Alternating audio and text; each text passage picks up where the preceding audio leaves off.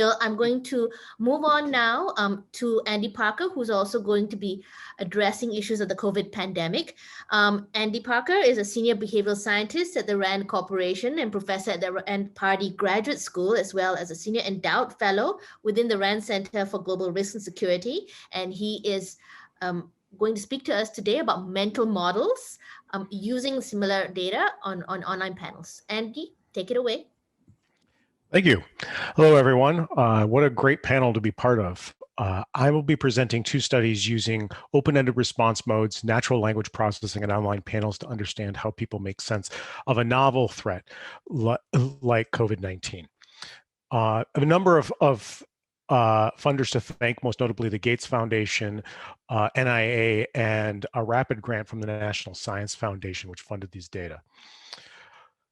With the emergence of COVID-19, people faced a novel threat. Information was limited, uncertain, and changing, and raised the question, how does someone make sense of this quickly and effectively to protect themselves and the ones they love?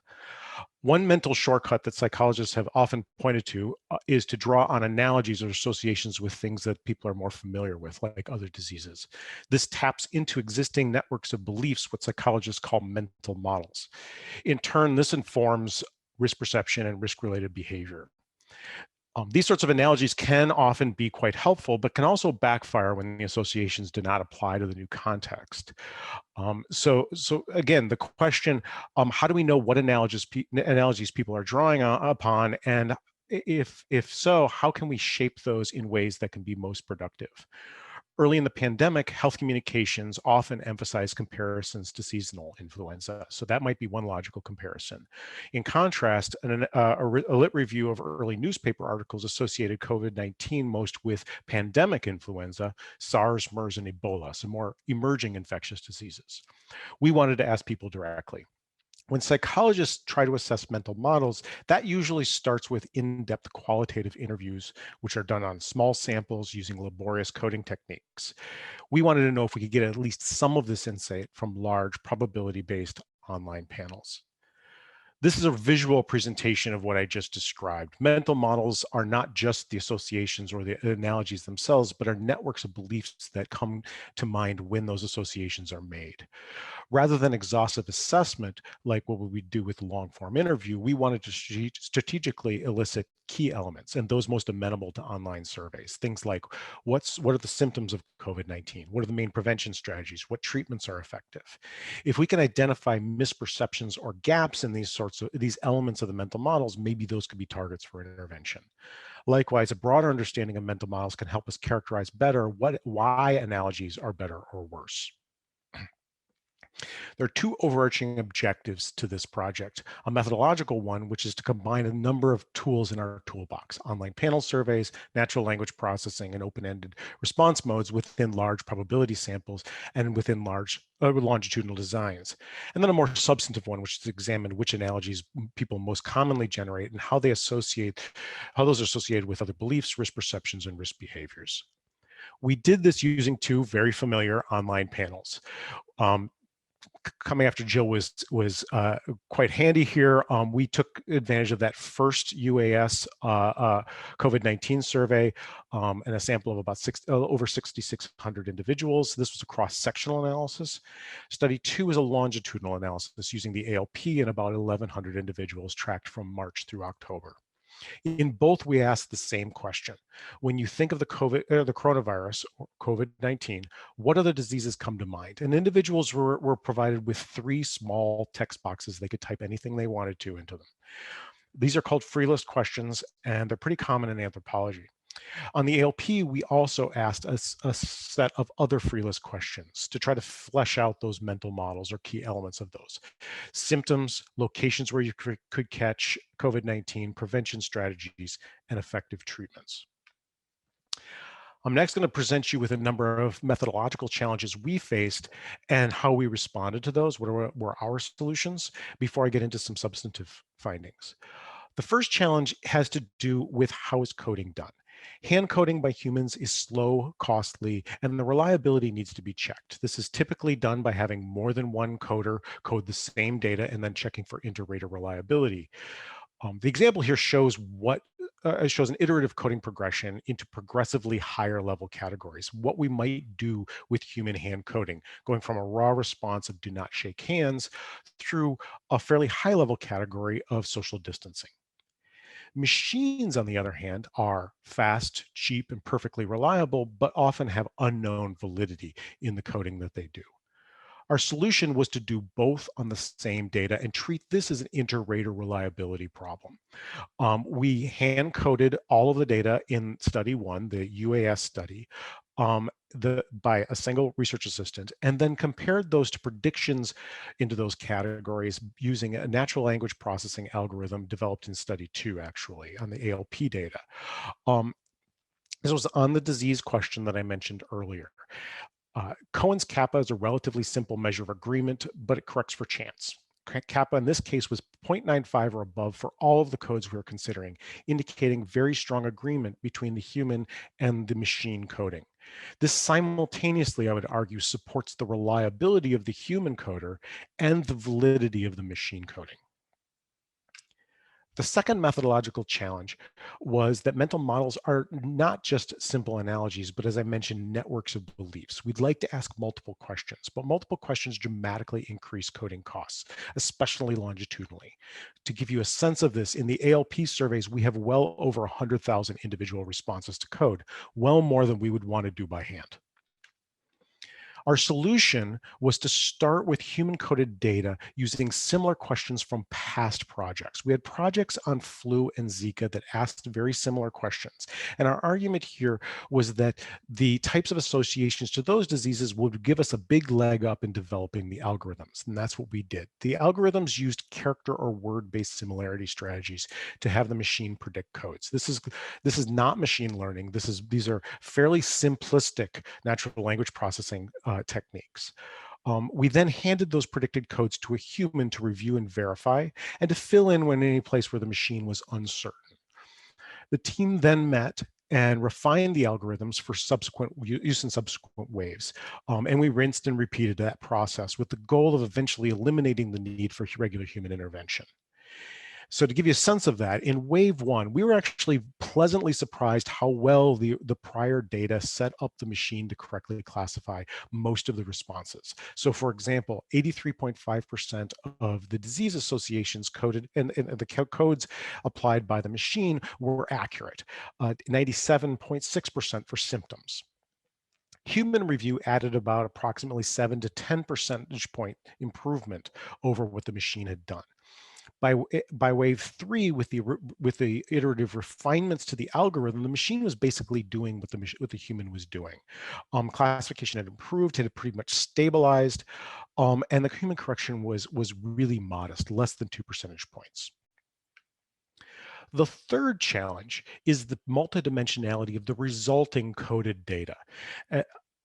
Across the 5 questions, we have about 6 to 10 most common codes for each of the questions. But if you take that 6 to 10, multiply it by 5 questions in 6 waves, that's a lot of indicator variables and more than you want to try to make sense of in a single predictive model, for example.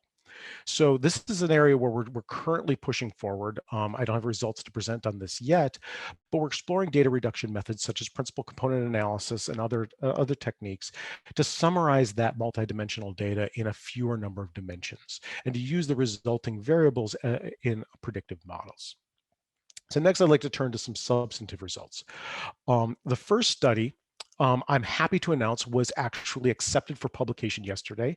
Wendy led this study. In it, about 60% of respondents, so just under that, associated COVID-19 with seasonal influenza. Over a quarter mentioned pandemic flu or SARS or MERS, and a smaller but significant number said common cold, pneumonia, and Ebola. Common diseases were most often generated together. As you recall, they give up to 3 responses, as were the emerging diseases with each other. And these 2 clusters were negatively correlated with each other. We next predicted 4 protective behaviors with these disease associations. What you see here are odds ratios from logistic regressions controlling for risk perception and demographics. Seasonal influenza and pandemic influenza were not terribly predictive in these models. Common cold was associated with lower protective endorsement of protective behaviors, and significantly so for avoiding crowds and canceling travel. Those associating COVID-19 with pneumonia generally endorsed more protective behavior, and significantly so in 3 of the 4 behaviors. Same for SARS and MERS, and same for Ebola. Turning to the longitudinal results, what we see for the disease question is that disease associations were very similar on the ALP as they were to the UAS, which is a nice cross-validation. Disease associations remained pretty stable over time, with perhaps the biggest changes early in the pandemic, as we might expect. Across the entire data set, 82.5% of the time that a respondent gave a particular response, they gave the same response in the following wave. So there was a lot of consistency within individuals as well. For symptoms, early in the pandemic, respiratory symptoms such as cough, shortness of breath, and trouble breathing, and fever were the most common associations, suggesting that by March, people had largely calibrated on symptoms. Turning to prevention strategies, early on, people appear to recognize that social distancing and personal hygiene were important. Social distancing included staying at home and avoiding crowds, whereas personal hygiene included hand washing and not touching one's face. Finally, location associations were much more varied, emphasizing crowded spaces such as concerts, crowds, large gatherings, as well as stores, bars, restaurants, and other buildings where people gather, as well as medical environments like hospitals, nursing homes, and doctors' offices. You'll notice the red line here, which is a good lesson learned on question wording. Some people interpreted this question as asking about geographic locations, and we have a number of responses for things like New York City, Seattle, California, China, and other places. So in closing, key takeaways, such open-ended questions are quickly able to gather key elements of people's mental models. These are respondent-driven categories rather than researcher-driven categories, and 5 simple questions captured a lot of information, but the data are complex.